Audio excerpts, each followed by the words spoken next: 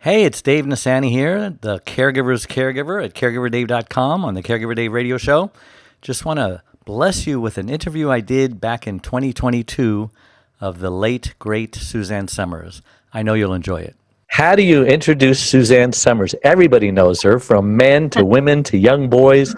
She was Chrissy Snow on Three's Company when they fired her unreasonably because she wasn't making as much as a man. She went on to her new career after a tiny little bit of depression, and she was a Vegas hit. I think Frank Sinatra was the number one man in Vegas. Guess who was number two? Suzanne Somers.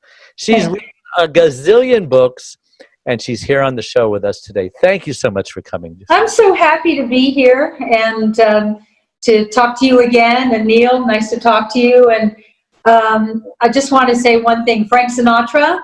Yes. He called me baby. He used to say, I'd walk in the room and he'd go, hello, baby. And I'm sorry, Alan. It gave me a little chill up my spine. And I actually said it wrong. I said Frank Sinatra was the number one entertainer. You were number two. No. He was the number one male entertainer in Las Vegas. You were the number one female entertainer in Las Vegas. Lucky me. You know, out of every negative comes a positive. After I was fired, as you just mentioned, my contract was up. You had to renegotiate. But Laverne and Shirley had just renegotiated their contract, and they gave ABC a colonic. And they decided that they had to put a stop to that. So I was the next one to come in. Actually, my husband got a call the night before from a guy way high up in the CFO office. And he said, you didn't hear this from me, but they're going to hang a nun in the marketplace, and it's going to be Suzanne. And that's what they did. But out of every negative comes a positive. I never would have written all these books. I've written 27 books. I would not have said to my husband, you know, I'd like to do a nightclub act in Las Vegas, to which he said, can you sing? I said, yes. Sure, I can sing. I went on, and gosh, there is nothing more fun than being a Vegas headliner. Wow. And because there was this curiosity, because Chrissy Snow from Three's Company was cut short for people. They wanted to see more of her. So they came and they came and they came in droves. And we sold out 2 shows a night every night for years and years. And it was just wonderful. So, you know, and thinking about that, Suzanne, I think that I remember hearing the story because you talked about your husband and you in the book, that you kind of gave us a short part of that story, is the fact that, you know, that you had that process to say, I'm going to even overcome this. It was a tough hit for you. But then imagine that what you've done, which I'm the most impressed with, is your entrepreneurship. The ability that you have taken not just that Vegas brand and the show brand to making the most gigantic brand from your knowledge, your ability to be an entrepreneur. So from actress to entrepreneur, kind of tell that process of how you said, I just want more. It just seems like that's who you are. You talked about the pandemic. It's not hurt me. I have figured out a way to evolve, and now I see it's more important for me to work on what I'm doing and building, you know, all these new products and continue to be out there all the time. So tell us about that. Yeah.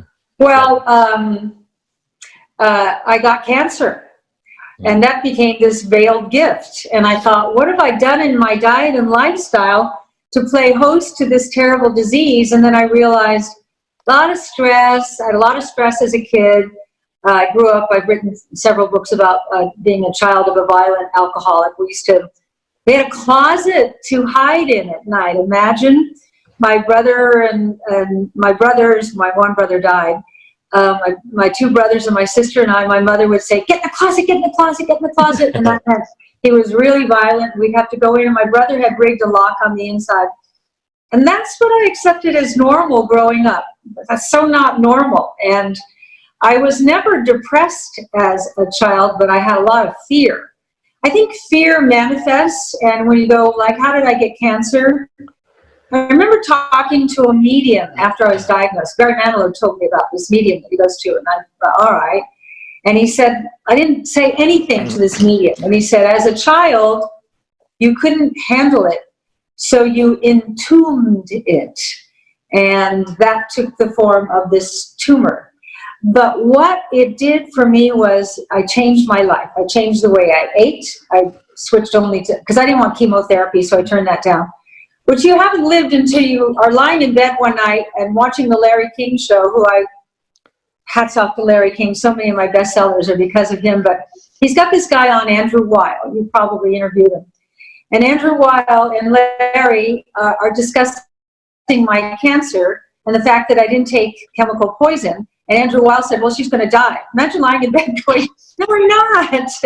So I wrote Andrew Weil and I said, you got some nerve. You've never seen my medical records. And I said, for someone who wrote your thesis on the hallucinogenic properties of nutmeg, I think that you might be a little more open-minded about the fact that I'm going to eat organic food and I'm going to value sleep and I'm going to change my life completely. So I did. And then when I beat it, I started writing books about health because I was very interested in health. Well, and then I started realizing, why is cancer such an epidemic? It's an epidemic. They don't want to say it, but it is. They don't have a cure. Nobody goes, I have cancer, I'll just have a few rounds of chemo and everything will be okay. We know that's not so. So I thought, where's it coming from? Well, you start connecting dots. We're under the greatest environmental assault in the history of humanity.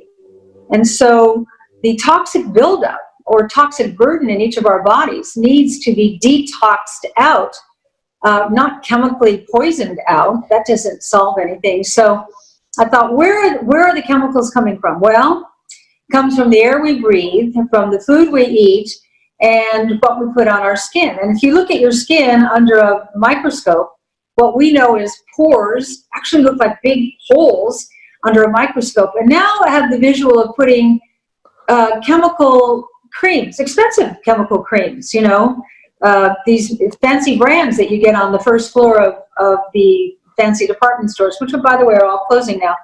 You put that over, where's that going to go in those big holes? Well, it's going to drop in, right? It's going to get into your bloodstream. Then where's it going to go? Well, it's going to rampage in your bloodstream. It's first got to go through and then go through the GI tract. And so the chemicals get in the stomach, and then they eat through the barrier lining of your GI tract, causing leaks. You've heard of leaky gut? That's what leaky gut is. It's like the chemicals eating through the barrier tract, the barrier wall. The barrier wall is your immune system. I love talking about this. The immune system is the length of a tennis court, and if you could visualize the length of a tennis court and then wrap like a rope, wrap mucus all the way around that. I know, ew, but that mucus is our immune system. We make antiviral, antibacterial, anti-cancer. We make interferon. And so if you got chemicals eating through that immune system, now you've lowered your immune system. You've got chemicals in your bloodstream. And what do chemicals like best? They like fatty organs and glands. The one they like the best is the brain. That's the fattiest of them all, 65% fat. So if they can bypass and get right up to your brain, they like it. So is it no wonder that our children now have ADD, initials I didn't hear about when I was a kid, ADD, ADHD, OCD, dyslexia, dyspraxia, dementia, Alzheimer's, etc. It goes on and on and on. And so that like turned me on, like, wow, if we could backpedal and rethink this whole thing. What if what you put on your skin, I'm getting to the entrepreneurship now. I didn't lose my train of thought. What if what you put on your skin was good for you? What if it was loaded with needed nutrition and minerals and organic, olive-based and things like that? And so that's how I got into the Suzanne Organic skincare business. I found a formulator who was as passionate as I was, and it's all made in the United States. We're really proud of that. And then it just evolved into, well, we're going to do skincare. Might as well do hair care.